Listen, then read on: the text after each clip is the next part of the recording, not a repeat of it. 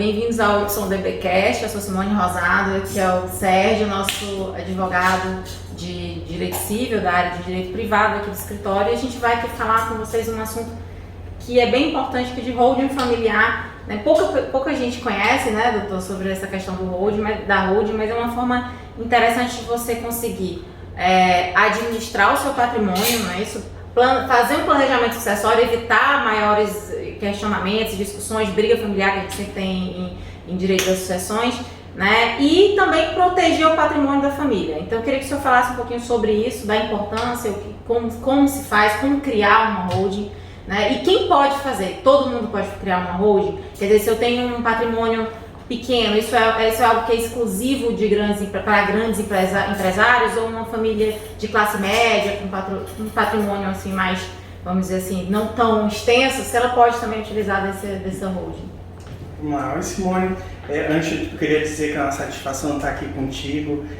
Tu estás muito mais habituada com esse mundo das lives, dos podcasts do que eu, mas eu vou tentar... Mais ou menos. Eu vou tentar me acostumar com essas luzes, com esses... Simone, é muito isso que você falou. O que são as holdings familiares? São um mecanismo jurídico, né, de proteção de patrimônio, planejamento sucessório, planejamento tributário, e controle e administração dos bens. É uma forma de uma família ou um núcleo familiar impor racionalidade na gestão do seu patrimônio. Ou seja, é profissionalizar a gestão do patrimônio a ponto que a alternativa informal, a alternativa de mera disposição dos bens da vida de pessoa física se torna menos interessante e menos atrativa justamente pelas vantagens que essa estrutura jurídica tem a oferecer para quem escolhe adotá-la. Mas vamos tornar isso de uma forma um pouco mais simples, que o objetivo inclusive é esse.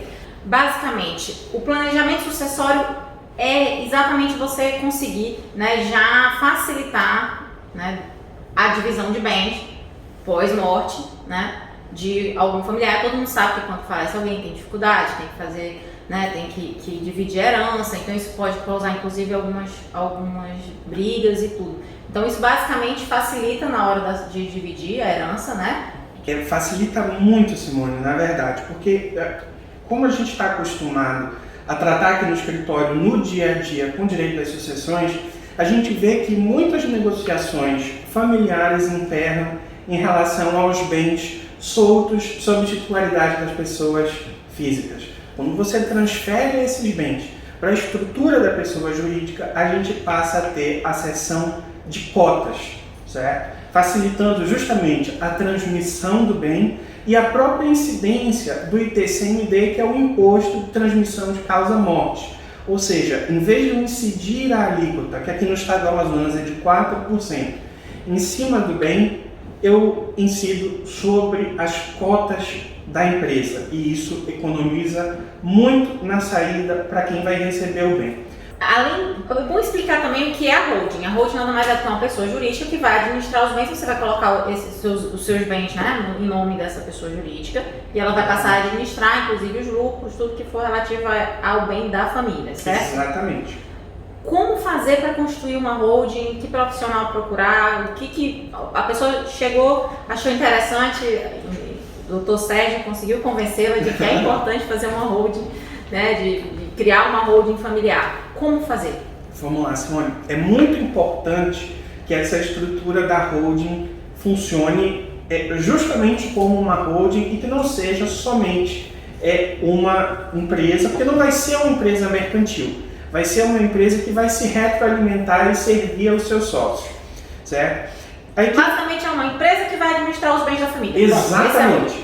E para a gente fazer isso, a gente precisa de um acompanhamento multiprofissional. A gente vai precisar do advogado para a elaboração do contrato social, dos estatutos, de todas as regras pertinentes à operacionalização dessa empresa, incluindo o regime jurídico, as formas de responsabilidade, se vai ser uma empresa de responsabilidade, se vai ser uma empresa de responsabilidade limitada ou não, e o contador para enquadrar o regime jurídico de tributação dessa empresa. E aí eu puxo o gancho para outro assunto que é muito interessante dentro desta cultura das holdings familiares, que é a possibilidade de você licitamente economizar tributos que incidiriam mais rigorosamente nas pessoas físicas. Hoje a alíquota máxima do imposto de renda para pessoas físicas é de 27,5%.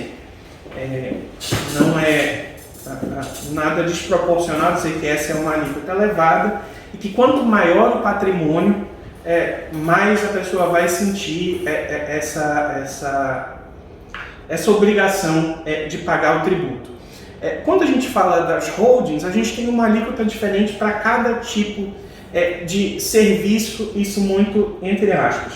Se a holding for ter atividade econômica, ou seja, se a holding está sob a responsabilidade de imóveis que a família coloca para o aluguel, a alíquota de imposto de renda vai ser muito menor do que se fosse declarado através do imposto de renda pessoa física, porque só uma parte, pela legislação tributária, é passível de incidência do imposto de renda. Então, quando a gente fala de alíquota geral, incidência geral do imposto, que na pessoa física seria de 27,5%, a gente tem nas holdings, na média, entre 12,5% e 16%. Então, é uma economia significativa de tributo para quem adota essa modalidade e, sobretudo, para quem investe o patrimônio familiar, seja no mercado financeiro, seja em aplicações ou seja em imóveis. É uma forma inteligente e prática de economizar nos tributos, sem se esquecer que essa é uma forma absolutamente lícita de assumir essas obrigações tributárias. Então, nós já falamos sobre sucessão, né, sucessão hereditária, já falamos sobre a questão do planejamento tributário também, que facilita, não é isso? Faltam aqui ainda 2 pontos para a gente conversar. Um é sobre a administração dos bens, né? Isso nem é tanto jurídico, é mais de administração mesmo, mas obviamente que você tendo uma empresa responsável pela administração, é provável que essa administração dos bens do patrimônio seja um pouco mais profissional, né? Feita de forma mais organizada. E a outra questão é de proteção patrimonial. Mas quando você fala de proteção de patrimônio, isso tem sido uma outra alternativa buscada por quem procura construir essa engenharia jurídica que está por trás da holding familiar. A gente está falando de dividir aquilo que é da pessoa física e aquilo que é da pessoa jurídica. Quando a gente fala da vida em sociedade, todos nós estamos expostos a inúmeros riscos. E na nossa cultura brasileira de extrema litigância, muitas pessoas que atuam a um nível de profissionalismo mais elevado buscam proteger os bens que construíram ao longo da vida de incursões no patrimônio que ocorram. Seja por essa cultura de litigância, seja pelas grandes viradas de entendimento dos nossos tribunais entre aquilo que é penhorável ou aquilo que não é penhorável. Acho que a gente não pode perder de vista que quanto mais complexa é a nossa operação enquanto pessoa física, quanto mais rarefeito é o ar que a gente atua, mais exposto a riscos nós estamos. Então, justamente por isso que cada vez mais as pessoas têm buscado criar uma barreira entre aquilo que é seu e aquilo que pode ser perseguido por terceiros em sentido amplo. Significa que eu, enquanto pessoa física, estou me escondendo das minhas dívidas ou me esquivando das minhas obrigações? Não. Significa que eu estou criando um mecanismo que permita que aquilo que eu construí ao longo da minha vida e do meu trabalho não seja objeto de expropriação ou seja colocado em risco, muitas vezes por atos de terceiros. Isso de forma pura e simples. Não significa dizer que o patrimônio da holding não pode ser imiscuído, não pode ser afetado, né? Mas para que se chegue a este ponto, teria que haver um indício muito forte de que a holding estaria sendo usada para se esquivar das obrigações, sejam elas fiscais, sejam elas cíveis, das relações negociais do indivíduo.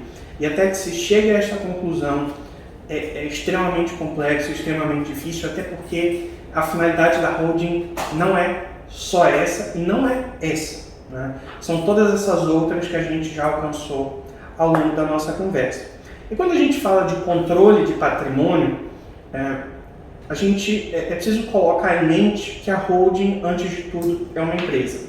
E pela própria natureza da atividade ou do exercício de empresário, por conta das obrigações que são impostas pelos órgãos reguladores e tantos outros, a gente tem uma gestão mais próxima daquilo que seria do controle do nosso patrimônio pessoa física. Seja porque a gente tem obrigações mensais, trimestrais, semestrais, seja porque ele exige um nível de profissionalismo um pouco maior. Então é uma forma de segurar com mais tenacidade aquilo que é o patrimônio construído pela pessoa física, mas não só. Como a holding, pela própria estrutura que é desenvolvida, ela detém vários sócios, que entrariam naquele planejamento sucessório que a gente conversou, significa que é uma gestão integrada e que permite ter mais controle sobre o patrimônio. Então, assim, são essas as vantagens que eu tenho para colocar dentro daquilo que a gente já percebeu na nossa atuação como vantagem desse mecanismo jurídico. E não é algo que precisa ser colocado somente para quem detém um patrimônio muito grande. Se você tem a intenção de facilitar a sua sucessão, ou mesmo de economizar tributos, se você tem um imóvel para alocação, ou mesmo garantir mais profissionalização naquilo que você construiu ao longo da sua vida, a holding é um mecanismo viável. Não é um instrumento para milionários, não é um instrumento para empresários. Você, assalariado, funcionário público, profissional liberal que tenha patrimônio, pode criar a holding. Também é bom deixar muito claro que ela não pode ser instrumento de fraude de execução. Que caso você, por exemplo, já tem uma dívida, já tem uma execução em andamento e você quer utilizar da holding para que o seu imóvel, o seu bem não seja levado, né, não seja penhorado, enfim, não seja, você não perca esse bem para o pagamento da dívida, pode acontecer de judicialmente, né, no processo, se